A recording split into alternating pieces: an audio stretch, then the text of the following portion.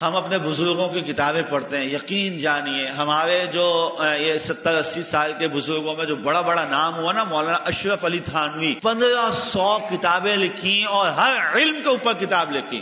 دنیا کا کوئی بڑے سے بڑا جامعہ مدرسہ ایسا خالی نہیں ہوگا جہاں حضرت کی کتابوں سے فیض نہ اٹھایا جاتا ہو، تعلیم حاصل نہ کی۔ اتنے بڑا آپ اٹھائیں، اردو کے اندر بہت کتابیں حضرت، آپ اٹھائیں کتابیں، جہاں بھی کوئی اپنا مشورہ اپنی رائے لکھی ہوگی نا تو لکھیں گے احقر یہ کہتا ہے، بندہ حقیر یہ لکھتا ہے، بندہ حقیر کا خیال یہ ہے۔ احقر کے معنی بہت ہی کمتر آدمی اپنے آپ کو ایسے لکھتے تھے، ہم نے اس کو الٹا کیا۔ میں عرض کروں ہمارے ہاں ہر چیز الٹی ہو گئی۔ وہ بولا رنگی کو نارنگی کہیں، چلتی کو گاڑی۔